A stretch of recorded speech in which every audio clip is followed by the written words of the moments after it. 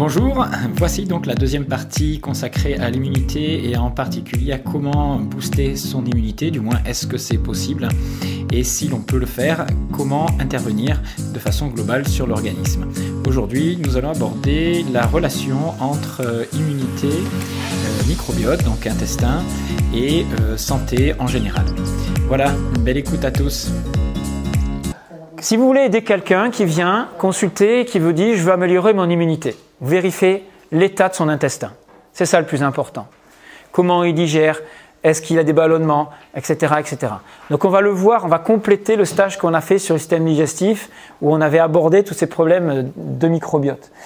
Alors vous connaissez tous le microbiote, la muqueuse intestinale elle a un effet barrière, un rôle digestif puisqu'on finit de digérer des acides gras, et on fabrique des acides gras grâce au microbiote, donc tout ça vous êtes censés le savoir, ceux qui étaient là la dernière fois.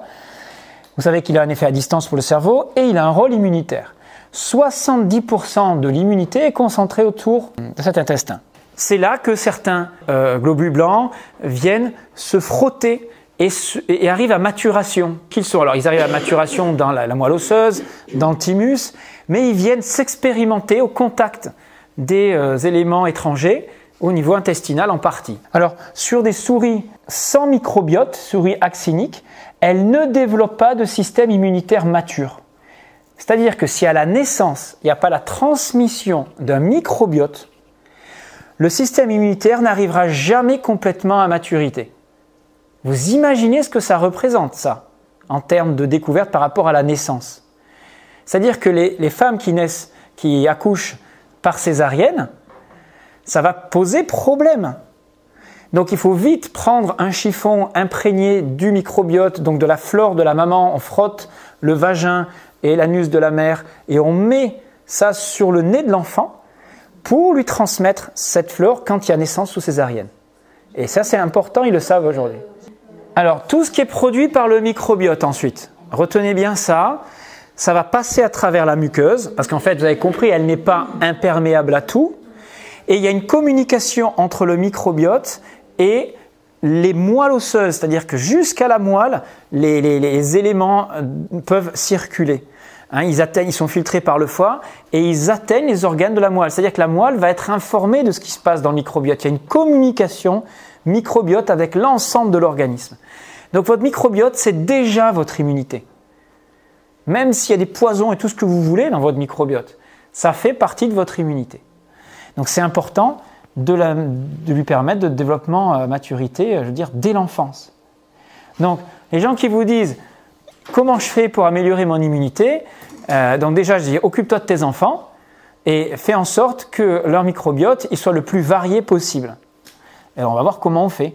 Donc je vous l'avais expliqué, effet barrière, effet stimulant de l'immunité.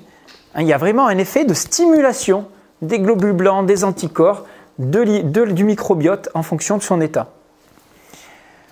Donc il y a une barrière, voilà, une production de substances antimicrobiennes, on dit même à des moments donnés. Bon. Quand il faut arrêter le microbe, le corps utilise tout ce qu'il peut. Mais on l'arrête qu'à un certain moment. On le laisse agir tant qu'on en a besoin. Il intervient aussi comme adjuvant de l'efficacité de la réponse immunitaire, si bien qu'ils sont en train maintenant dans les instituts Pasteur et compagnie, là, de mettre dans les vaccins, de tester des vaccins avec des souches bactériennes qui seraient des stimulants pour remplacer les adjuvants. Vous savez, on met de l'aluminium par exemple dans certains vaccins pour stimuler soi-disant l'immunité. Comme si l'immunité, elle ne pouvait pas se faire naturellement, uniquement en présence d'un virus atténué. Donc ça sert à ça les adjuvants en général, et à protéger aussi. On s'aperçoit maintenant qu'on pourrait remplacer ces adjuvants par du microbiote, tellement ça peut stimuler la réaction immunitaire. Donc c'est intéressant quand même. Donc voilà, c'est pour vous montrer qu'il y a une relation très forte entre immunité et microbiote et maladies infectieuses respiratoires. Alors le microbiote il permet de fabriquer, vous savez quoi? Des acides gras, surtout au niveau du côlon, à partir de fibres, vous savez les fibres insolubles que vous mangez, vous allez transformer en acides gras à chaîne courte. Vous savez, ce qu'on va trouver dans la noix de coco par exemple, dans le mascarpone, ces acides gras à chaîne courte. On en parlera quand on fera le régime cétogène, tout ça. Et ils circulent, hein, ces acides gras à chaîne courte, ils sont capables d'atteindre les muqueuses, les poumons, pour optimiser la réponse immunitaire. Donc plus vous allez fabriquer d'acides gras à chaîne courte, meilleure sera la réponse immunitaire en cas d'infection sur les muqueuses. Et il a deux fonctions, ça active l'immunité, mais attention, ça permet surtout de moduler la réponse immunitaire. C'est-à-dire qu'on s'est aperçu que chez des personnes qui avaient un microbiote qui n'était pas du tout varié, qui fabriquait très peu d'acides gras à chaîne courte, la réponse immunitaire était disproportionnée, avait plus de chances d'être disproportionnée. C'est ce qu'on observe donc chez les diabétiques, les obèses, les gens qui sont dans des maladies de troubles métaboliques. Hein, aujourd'hui, c'est eux qui remplissent les hôpitaux. Jeunes ou pas jeunes d'ailleurs, hein, mais ça arrive plus souvent après 50 ans, ce type de pathologie. Donc c'est eux qui vont avoir ces réactions inflammatoires très fortes en phase infectieuse. Donc, si vous voulez aider quelqu'un sur le plan immunitaire, la première chose, c'est de faire très attention aux fermentations et à l'état d'équilibre de l'intestin. Alors, le microbiote, il est au cœur de l'activation des réponses adaptatives. Ça, vous l'avez sur le... Je ne vous le dis pas d'où, hein. Savoir qu'il y a des maturations de lymphocytes T grâce à certaines actions du microbiote. Enfin bon, tout ça, c'est pour vous montrer que le microbiote assure par exemple le passage des immunoglobulines A sécrétoires, donc des anticorps, à travers la muqueuse intestinale. C'est-à-dire que les anticorps vont pouvoir mieux circuler si le microbiote donne de bonnes informations et bien en équilibre pour passer et aller là où il faut. Enfin bon, il y a toute une communication, vous aurez compris, entre microbiote et anticorps, immunité, etc., etc. Et que si vous avez un déséquilibre au niveau de la flore, vous aurez des réactions inflammatoires disproportionnées. En général, c'est ce que l'on constate. Et sur l'état inflammatoire généralisé aussi. Donc là, maintenant, je vais vous parler de l'état inflammatoire chronique et la relation avec l'immunité. Lorsque vous avez une réponse inflammatoire dans votre corps, elle doit être proportionnée, adaptée, hein, ça veut dire permettre le contrôle de l'infection sans l'éliminer complètement pour que les microbes fassent leur travail, mais sans qu'il y ait de disproportion dans des réactions très très fortes qui pourraient tuer la personne. On est d'accord? Donc ça, c'est relié à l'état inflammatoire chronique. Et on va voir quelles sont les voies qu'utilise. Donc il y a des facteurs qui vont être pro-inflammatoires, d'autres qui vont être anti-inflammatoires de la réaction immunitaire. Alors vous avez deux types de réactions inflammatoires, vous savez, la réaction aiguë et la réaction chronique. Dans la réaction chronique, on s'aperçoit, alors c'est les MIS-6, c'est vous savez les maladies cardiovasculaires, les maladies auto-immunes, même dans les dépressions, hein, vous allez avoir ce qu'on appelle une inflammation de bas grade. C'est-à-dire que vous avez un terrain pro-inflammatoire. C'est-à-dire que votre corps est sans cesse en alerte sur le plan immunitaire. Vous allez avoir un niveau de CRP qui va être toujours légèrement au-dessus de la norme. Et votre terrain va être comme ça, dans un statut inflammatoire constant, qui ne sera pas dramatique en soi, tant qu'il n'y a pas d'infection par-dessus. Dans les gens qui ont des maladies chroniques inflammatoires, respiratoires, des maladies neurodégénératives, des cancers, même des maladies de diabète, etc., cardiovasculaires, eh bien, ils vont être dans des réactions inflammatoires chroniques et qui peuvent conduire dans certaines situations à des situations inadaptées pathologiques. Alors, qu'est-ce qui maintient l'inflammation dans le corps? Inflammaging en anglais. En haut, vous avez les causes sur ce schéma. Alors, on va vous dire, il y a le tabac, l'alcool, la perméabilité intestinale. Vous avez vu? C'est un des premiers facteurs de l'inflammation, un intestin poreux. L'insulinorésistance. Vous savez, quand vous avez consommé du sucre tout le temps dans votre vie, vous avez un terrain favorable, vous allez avoir une résistance à l'insuline. On l'avait étudié dans le surpoids. Et derrière, ça crée de l'inflammation chronique. Des allergies, des maladies inflammatoires des gencives qui ne sont pas traitées, qui ne sont pas soignées. Ça crée de la parodontie. C'est une inflammation chronique, ça. Et donc, ça vous met dans un état de réaction inflammatoire constant. Donc, le stress, l'âge, je ne reviens pas là-dessus. Et tout ça, ça crée des réponses dans le corps, des états dépressifs, etc., des maladies cardiovasculaires. Donc, tout ça crée de l'inflammation chronique, ce qu'on appelle l'ennemi silencieux. Pour la médecine, ce n'est pas un problème.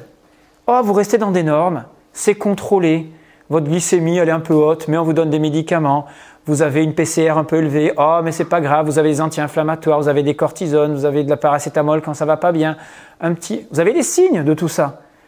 Mais vous êtes âgé, c'est normal d'avoir un peu un état inflammatoire. Vous voyez, vous êtes un peu en surpoids, bon ben c'est votre nature, c'est normal. Ouais, sauf qu'avec le Covid, on s'est aperçu que c'était peut-être pas si normal que ça. Que ceux qui y passaient, c'est ceux qui réagissaient mal. Hein. Et ils réagissent mal parce qu'ils ont déjà ce terrain pro-inflammatoire sur lequel viennent se greffer des réactions fortes inflammatoires. Donc ça peut poser un problème. Alors, il y a une relation microbiote, état inflammatoire et maladie de civilisation comme l'obésité. On s'est aperçu que les gens qui avaient du surpoids ou qui avaient du diabète, des maladies métaboliques, avaient un microbiote avec une faible diversité de souches. Vous savez que plus le microbiote s'appauvrit, moins il va être efficace dans la réponse immunitaire. Plus il va y avoir de réactions inflammatoires dans l'organisme. Donc, on associe pauvreté du microbiote, donc des microbiotes qui vont être souvent en dysbiose. Dysbiose, est-ce que vous vous souvenez de ce que ça peut vouloir dire? C'est-à-dire qu'il y a un microbiote avec des souches qui sont en trop grande quantité par rapport à d'autres. Et le SIBO, c'est quoi le SIBO? C'est quand il y a simplement trop de bactéries dans l'intestin, qui remontent du côlon souvent vers l'intestin grêle. Que ce soit un SIBO, on verra, ou une dysbiose, les symptômes se traduisent comment souvent? Oui, ballonnement. Dès que vous mangez quelque chose, ça gonfle. Donc là, vous savez, vous n'avez pas besoin de faire 36 tests. Donc les cellules graisseuses sont entourées aussi, les gens qui ont de l'obésité ont aussi des cellules graisseuses qui sont entourées par des cellules impliquées par des réactions inflammatoires et immunitaires, les macrophages et les lymphocytes T. Donc plus nombreuses chez les personnes obèses, elles se disposent en couronne autour de chaque adipocyte. Quand on a fait, ceux qui étaient là, ceux qui ont fait le surpoids, on a vu ces photos d'adipocytes entourés de couronnes de macrophages et de lymphocytes T, qui viennent protéger ces zones inflammatoires qui sont là parce que c'est inflammé. C'est une réaction normale, ça, d'adaptation quand on a de la graisse en grande quantité. Mais ça peut créer des surinflammations en phase infectieuse. Donc là, je vous donne les citations du CHU de Liège. Déjà l'année dernière, il disait « La pandémie actuelle de la maladie à coronavirus 2019 se superpose à une autre pandémie bien connue dans notre société d'abondance, celle du surpoids et de l'obésité.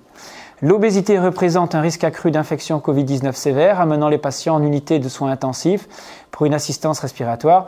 Les raisons en sont multiples.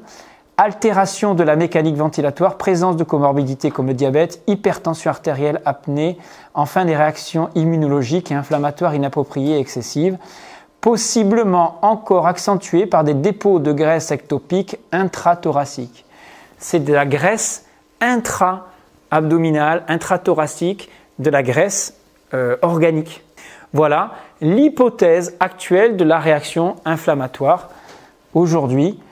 Donc ça, c'est quand vous avez de l'obésité, vous allez avoir des modulations de l'immunité. Alors c'est un exemple, obésité, on pourrait mettre diabète type 2, on pourrait mettre risque maladie cardiovasculaire, personnes très âgées en état inflammatoire chronique, c'est pareil. Et vous avez des diminutions de lymphocytes B, de lymphocytes T, des voies immunitaires qui sont différentes, avec une baisse des lymphocytes TDC4, etc. Dans la lipo-inflammation, vous avez des cellules immunitaires qui infiltrent le tissu adipeux, du sujet obèse, avec un environnement inflammatoire important qui est déclenché par des cytokines, les IL-1 qui produisent par certains macrophages, les IL-17, etc. Donc tout ça, c'est ce qu'on va retrouver dans la phase inflammatoire de la maladie infectieuse chez les personnes qui ont ce terrain-là. Vous voyez le lien obésité, microbiote, terrain inflammatoire. Quand vous avez une flore qui est complètement appauvrie, avec de la dysbiose, etc., associée souvent à une obésité, parce qu'on trouve une variété de flore qui diminue quand on a de l'obésité. Après, ça dépend de ce que vous mangez aussi. Mais ce qui compte, c'est d'avoir des phénotypes de microbiote, de bactéries, en grande quantité, d'avoir de la variété. C'est ça le plus important. Moins vous avez de souches bactériennes, plus vous risquez d'avoir de dysbiose, d'état inflammatoire chronique. Et c'est ce qu'on constate chez les personnes obèses ou chez les souris. Et quand on prend une souris maigre, on prend son microbiote et on l'introduit, vous savez, dans le microbiote de la souris obèse, elle maigrit sans qu'on ne fasse rien. Elle va moins manger, c'est-à-dire que le microbiote va réguler son appétit. C'est un truc de fou quand même ça. Ça veut dire que les bactéries, elles informent votre cerveau sans arrêt et elles vont dans le sens d'une amélioration quand on a les bonnes. Mais attention, on est aussi avec un microbiote particulier, donc c'est pas simple de tout changer, hein. Voilà pour ce deuxième extrait de cours consacré à l'immunité. Nous verrons les prochaines semaines comment améliorer notre terrain, notre état du microbiote afin de faciliter nos réactions immunitaires. Je vous remercie d'être de plus en plus nombreux à me suivre et à m'encourager. Vous savez que vous pouvez trouver tous nos stages, nos formations sur alsacenaturo.com. Elles sont ouvertes à tout le monde. Et je finirai en vous disant que votre santé vous appartient. Si vous ne la prenez pas en main, personne ne pourra le faire à votre place. Allez, à bientôt. C'était Jean-Brice Thivan.